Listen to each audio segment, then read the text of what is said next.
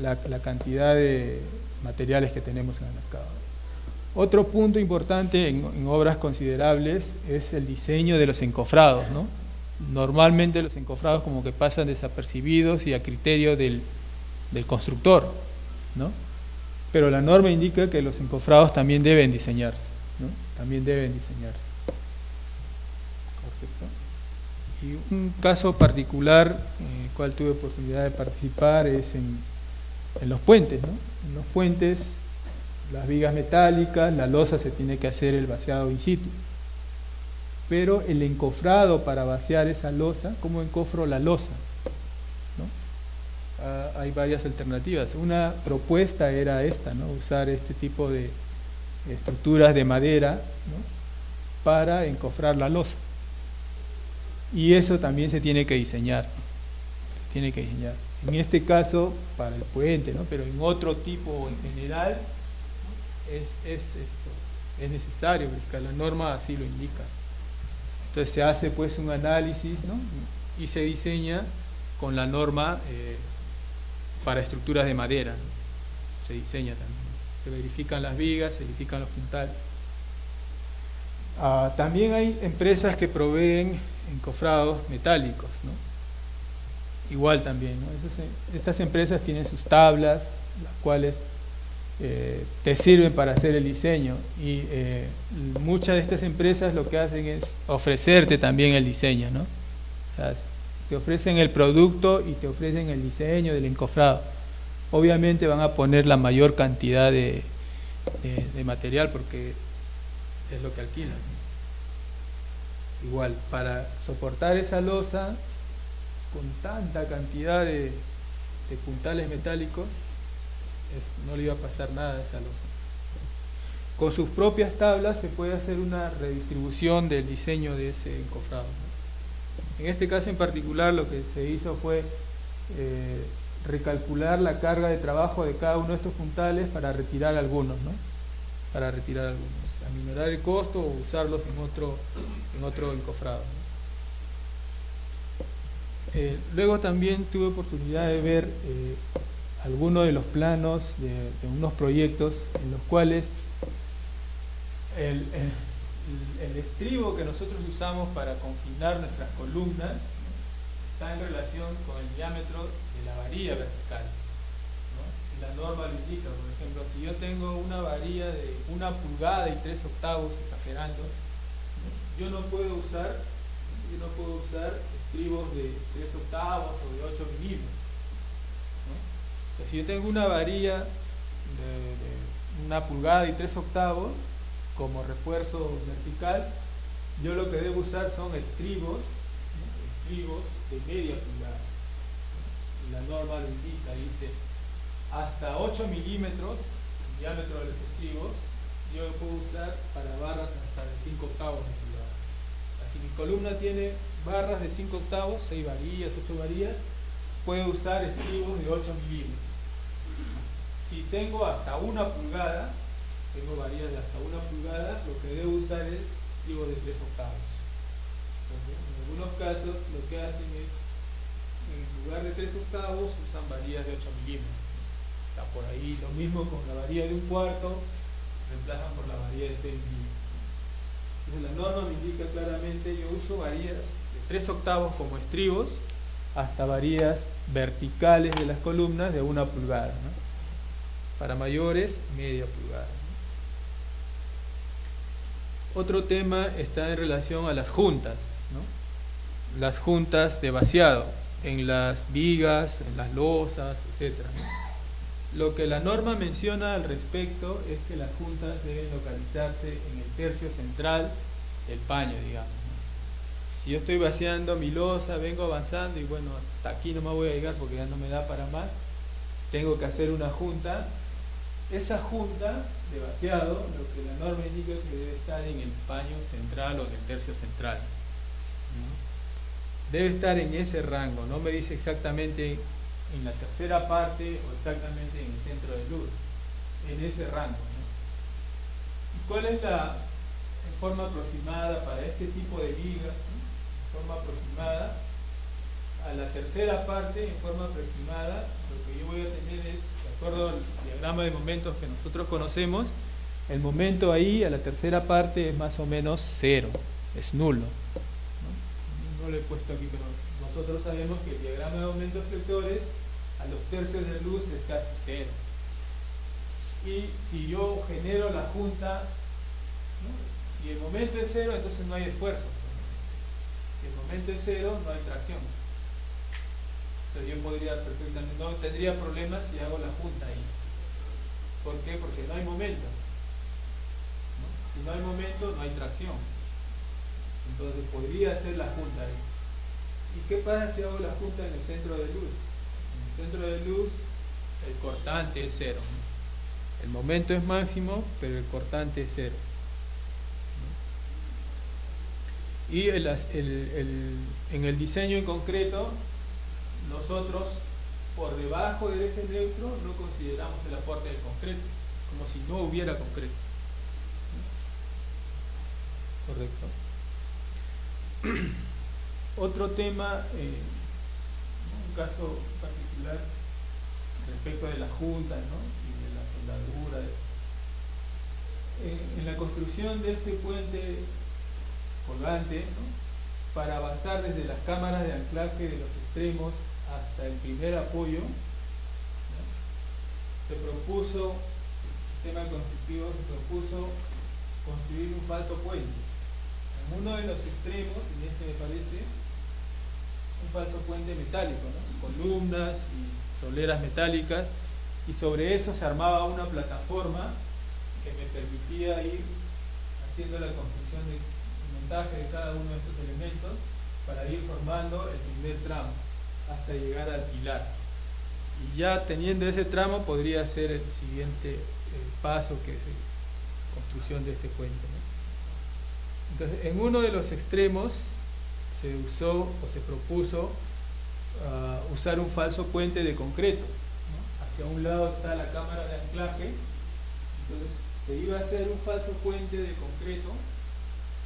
Y sobre él se iba a trabajar y se iba a ir a empezar el montaje de los elementos metálicos de la viga de rigidez, ¿no? Entonces se hincaron los pilotes, ¿no? Y sobre estos pilotes se colocó estas vigas transversales.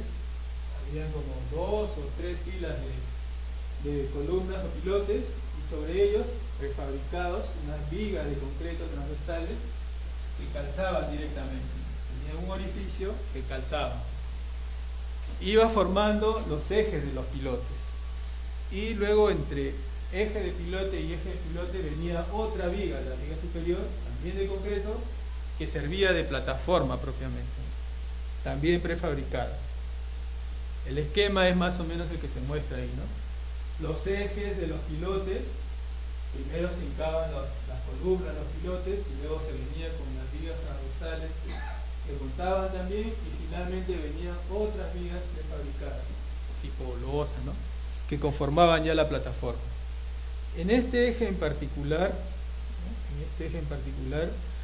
Durante el procedimiento del montaje, porque lo que se hacía era hincar las columnas o los pilotes, y esta viga venía prefabricada y se montaba o encajaba directamente, porque aquí tenía unos huecos, sobre los pilotes ya hincados. Y hubo un problema ahí con el montaje, ¿no? Hubo un problema que durante el proceso constructivo el contratista, su maestro, ¿no? El responsable directamente del que ejecutaba, tenía un problema con el peso y decidió cortar las varillas, cortar la viga, si se quiere, ¿no? Y lo partió en dos, si se quiere, ¿no? Planteó la unión de esa viga. Un caso similar al anterior, ¿no? El acero de refuerzo que se usa en concreto armado no es soldable. O sea, estrictamente no debería cubrir eso, ¿no? Sin embargo, presentaron un sistema para unirlos con soldadura, ¿no? Se pidió recomendación a las empresas de soldadura, etcétera, para el procedimiento. En realidad no es que no sea soldable, ¿no? Todo el problema está en la cantidad de carbono que tiene, que lo hace más frágil. En todo caso, estas varillas son menos soldables que las de acero estructural propiamente, ¿no? Pero no significa que no sean soldados. Pero tampoco, también es cierto que se convierten en frágiles, se vuelven más frágiles. Exacto. Entonces se hizo un análisis, se llegó a determinar, ¿no?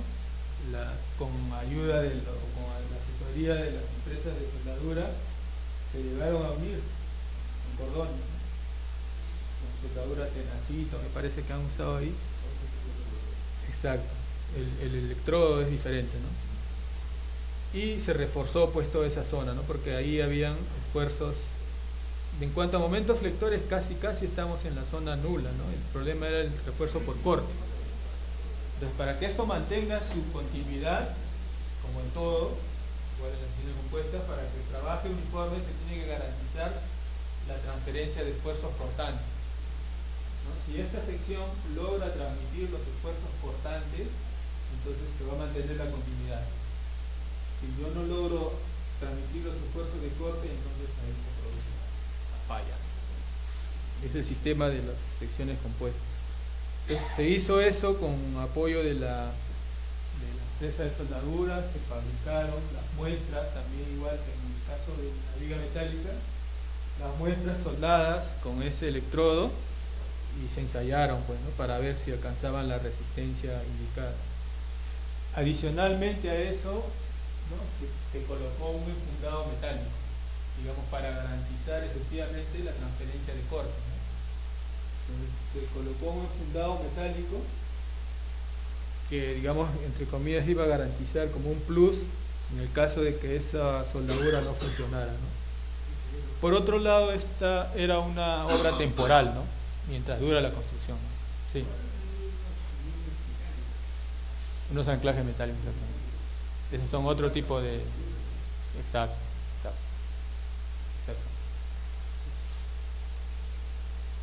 Entonces, hay que tener en cuenta las recomendaciones que nos dan las normas, pues, en cuanto al gancho, al doblado, de los estribos, ¿no? El espesor mínimo de las vigas, por ejemplo. En zonas sísmicas, el espesor mínimo, el ancho mínimo de nuestras vigas, 25 centímetros, es lo que dice la norma. La separación entre varilla y varilla para el proceso constructivo, 1 pulgada como mínimo. Cuando tenemos columnas, y en nuestro caso los tenemos porque estamos en zonas sísmicas, en los sistemas aporticados principalmente, la norma indica de que no debe haber más de uno sin este tipo de confinamiento.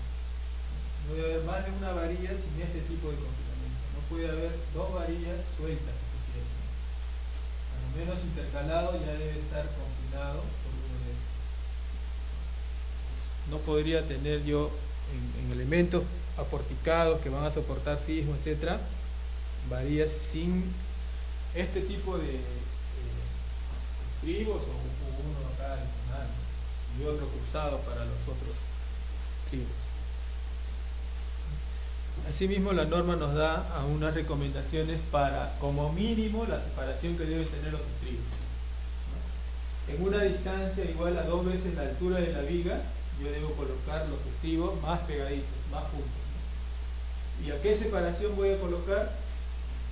Antiguamente, ahora dice a 10 centímetros, ¿no? Pero anteriormente era a 5 centímetros, que es la práctica usual.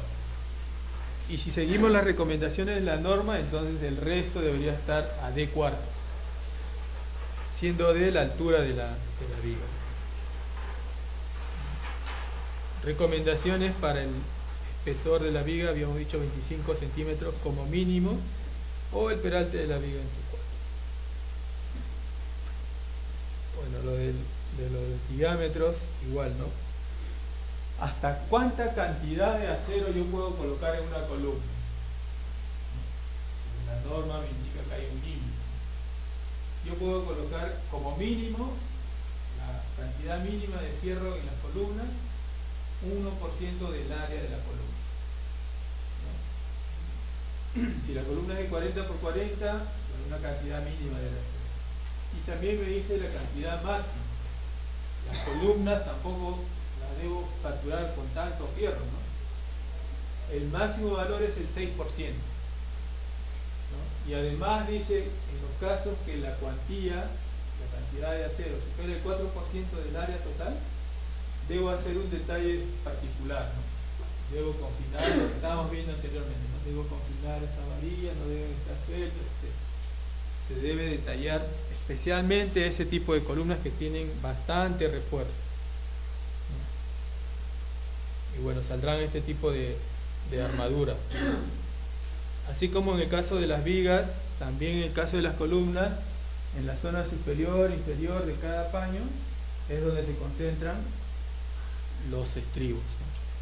Esa longitud depende de la altura entre 6 y 50 centímetros o el mayor de las dimensiones de las columnas. Hay un tema también con la longitud de anclaje. Nosotros suponemos en el diseño de que la resistencia del acero, en la norma actual, las unidades son en megapascales, kilonewton, el FI de 4.200 kilos sobre centímetros cuadrados. Nosotros suponemos en el diseño que el acero, la varilla, va a llegar a esa resistencia sí o sí. Eso es lo que nosotros suponemos.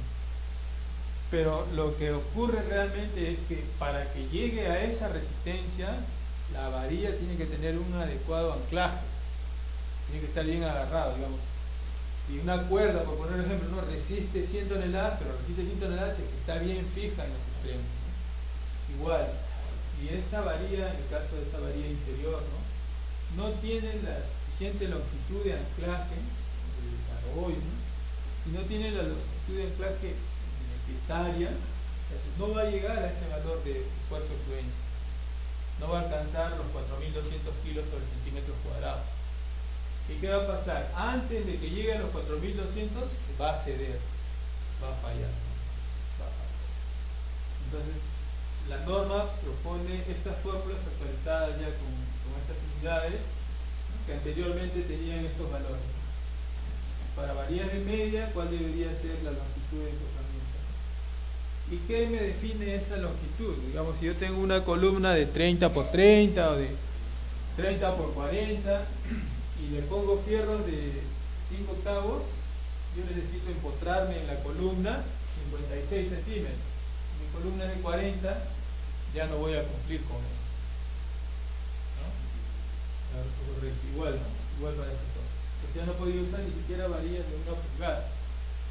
Entonces, en esos casos, para reducir esa longitud, ¿no? Este es otro caso para barras superiores, para barras inferiores, para anclaje en compresión, para las columnas también hay unos valores que da la norma. Y lo otro es que cuando tenemos esos valores, lo que podemos ayudarnos es con los ganchos, ¿no? Los ganchos. Pero los ganchos debidamente con su longitud, 16 veces el diámetro de la varilla. Entonces, si yo considero ganchos, entonces las fórmulas ahora me van a arrojar estos valores. Si uso varillas de media, yo tengo ya 28 centímetros de la longitud de empotramiento, de anclaje. Entonces mi columna como mínimo debería tener 30, 35, 40, ¿no? Para que se pueda anclar adecuadamente. Si uso varillas de 5 octavos, ya la columna también va a ser un poco más robusta. Entonces, para eso me sirve, o digamos, eso también es una condicionante para la longitud o las dimensiones de la columna, ¿no? Y para terminar, también hay un tema con las fisuras, ¿no? En general, el concreto o las estructuras de concreto armado, el concreto de por sí tiende a fisurarse, ¿no? Digamos que es naturaleza entre comillas, ¿no? Tiende a fisurarse, y estas fisuras no representan mayor peligro o no son de cuidado siempre y cuando, lo primero, ¿no?, sean efectivamente atribuibles a un proceso de fragua del concreto, ¿no?, o la estructura no esté soportando cargas, ¿no? Es decir, si yo tengo como me ha pasado, ¿no? Yo tengo, por decir, un muro o una viga encofrada que todavía no la he desencofrado y saco las tapas laterales y aparecen fisuras, ¿no?, en la viga, fisuras pequeñas, ¿no? Entonces yo no puedo atribuir eso a una carga adicional porque la viga no está trabajando. o si construyo un muro, por decir, solo el muro, y no le he puesto carga, desencofro y aparecen fisuras, ¿no? Entonces, hay muchas causas que pueden provocar las fisuras. La más común o la más conocida o la que frecuentemente ocurre es por el tema de fragua del concreto, ¿no? Como empieza a evaporar o a consumir el agua de la mezcla, entonces se empiezan a cuartear, se empieza a generar las fisuras, ¿no? Y hay un orden de magnitud para estas fisuras, ¿no? Se indica en el ACI, el Comité 224, ¿no? Hay un estudio, tiene un reporte del estudio de estas fisuras, ¿no? Siempre y cuando las fisuras no sean atribuibles a causas estructurales, digamos, ¿no? A causas externas, siempre y cuando no sean atribuibles a esas fuerzas externas, ¿no? Entonces podemos decir que se trata de una fisura por cambio de volumen o un proceso de fragua, ¿no? Y si además las fisuras son de ese orden de magnitud, de 0.3 a 0.5 milímetros, se puede considerar que las fisuras son no estructurales, ¿no? Siempre y cuando sepamos de que no es producido por una carga externa. Si se produce por una carga externa, ahí sí hay problemas, ¿no? Pero yo desencofro mi viga, no hay ninguna fisura, ¿no? Y vengo así a los 2-3 días o a la semana y ya empieza a fisurarse la viga, ahí sí hay problemas, ¿no? Ahí sí hay problemas. Entonces, siempre y cuando no sean atribuibles a cargas, entonces, y las fisuras estén en ese orden de magnitud, nosotros podemos considerar que no son estructurales, ¿no? Un caso particular ocurrió en la construcción de un pontón, un tipo alcantarilla en la carretera, ¿no? En el cual la alcantarilla propiamente, ¿no? Era de esta forma, ¿no? Era una caja de concreto y la construcción se planteó con estas fases de vaciado, ¿no? Planteó primero la losa inferior y luego hasta cierto tramo las paredes. El tercer tramo completamos la altura de las paredes y luego el vaciado de la losa superior, ¿no? Se hizo así, se hizo el vaciado de la losa inferior, se hizo los dos vaciados de los muros, incluso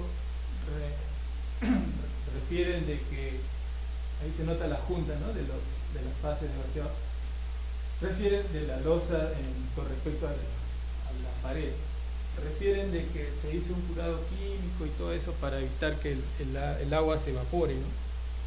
Pero aún así, antes de vaciar la losa empezaron a aparecer fisuras, ¿no? Se hizo un mapeo y la mayoría estaba en el orden de 0.2, 0.3 milímetros las fisuras, ¿no? Entonces, entre comillas, de acuerdo a lo que decía el reporte de la CI, no había problemas, ¿no? Sin embargo, la supervisión exigió de que se sustentara esto. Se sacaron unos testigos diamantinos para ver hasta dónde llegaba la fisura, ¿no? Se perforó todo el espesor, estos muros eran de 40 o 50 centímetros de ancho, me parece. Se perforó y la fisura, por acá se ve no muy claro, pero se ve que pasaba hasta el otro lado, ¿no? Entonces, y en este caso, si el muro no está soportando más que su peso propio, no podíamos atribuirle a otra carga, ¿no? ¿Qué carga externa podría haber provocado esas fisuras?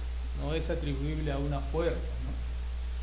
Pues, aún así la supervisó y en particular el Estado, ¿no? Porque esta es una obra concesionada por el Estado, ¿no? El criterio era de que el Estado, con toda razón también, ¿no? Paga por una obra nueva, no por una obra con fisuras y ese tipo de cosas. Pese a que se sustentó de que estas fisuras no eran estructurales, ¿no? Se tuvo que demoler eso, ¿no? Ya estaba todo listo para hacer el vaciado de la losa y las fisuras seguían ahí. Se hizo el reconocimiento y todo eso, pero no prosperó, ¿no? Se demolió las paredes. No, hasta en la longitud de traslape, que era de 1 metro, 1,20 m creo, se dejaron las mechas. Se voló todo lo de arriba y en 1 metro se picó con cuidado para mantener el traslape de los fierros verticales. Sí, pero en este caso era una alcantarilla vehicular, era un paso vehicular, no iba a pasar agua. Luego se había visto en algunas fotos ya, porque cuando hay este tipo de problemas uno va investigando, va indagando, ¿no? Como los doctores, ¿no? Estás mal, a ver cuáles son tus síntomas, ¿no? ¿Qué hiciste, qué comiste en los últimos días? Igual, ¿no? Investigando cómo hiciste la construcción, cómo armaste, etcétera. Y hay algunas fotos donde podría ser, ¿no? Tampoco es tan cierto, pero en el proceso constructivo hay algunas recomendaciones para el vaciado del concreto, ¿no? Hay una cierta altura en la cual uno puede verter el concreto. Ese tipo de cosas como que no se habían respetado mucho acá, ¿no? Hay una falla del contratista, del constructor, del concesionario, ¿no? Que lógicamente cuando uno pide los informes, todo el mundo está ok, pues, ¿no? El de producción, su informe, ok, cumplió esto a los 28 días del F''C, todo. Y luego investigando las fotos, bueno, ya no le he puesto acá, pero hay una foto donde incluso me parece que están vaciando con la pala esta el concreto, ¿no? Y desde una altura mucho mayor, encima, para llegar a vaciar la parte superior, llegaron a conformar una plataforma ahí para que la pala pudiera llegar hasta ese nivel, ¿no? Y todo eso de alguna manera debe haber influido, pues, en el proceso de fraguado del muro, ¿no? Una pequeña vibración, algo de eso, ¿no? Igual no representaba mayor esto. Las fisuras que se presentan en los techos, principalmente aquí en nivel de rey, caída de agua, que se van agrietando conforme llueve y después el calor se van ampliando, ¿no? Sí. ¿Esas fisuras son estructurales o rellenadas? Deberían rellenarse. El problema mayor es que vaya a corroer al fierro, ¿no? Si las fisuras son del orden de los milímetros que menciono acá, el mayor problema es que por esas fisuritas ingrese el agua, ingrese el oxígeno y empiece a corroer el refuerzo. Entonces, si es que está en ese orden de magnitud, simplemente sellarle esa fisura. Con eso debería ser suficiente. ¿Pero eso es debido a mal fraguado o al material que han usado? Claro, puede ser que, por ejemplo, cuando han hecho el vaciado de la losa de techo, como ocurre también, ¿no? Inmediatamente haces el vaciado y ya te empieza a fraguar y se empieza a aparecer las grietas, ¿no? Las fisuras. Pero ahí está todo encofrado, ¿no? No hay nada. El mayor problema ahí es que por esas grietas vaya a empezar la corrosión del acero, ¿no? No es tanto estructural. Sí.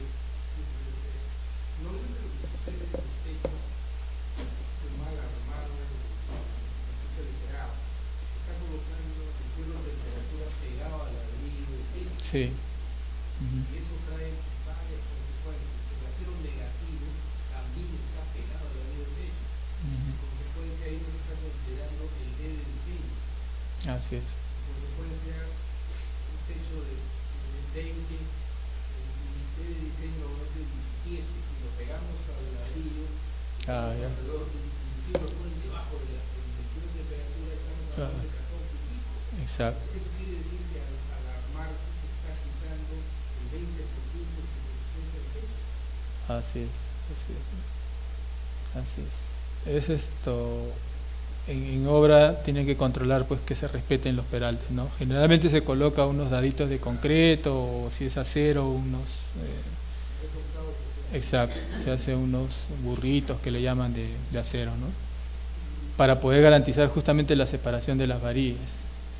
Ahora, otro tema es que también el ladrillo, como recomiendan, ¿no? Tiene que estar húmedo para que no absorba el agua del concreto que estamos vertiendo y acelere más el proceso. Bueno, eso es todo lo que tenía por compartir con ustedes. Muchas gracias. Espero que les haya servido. Gracias.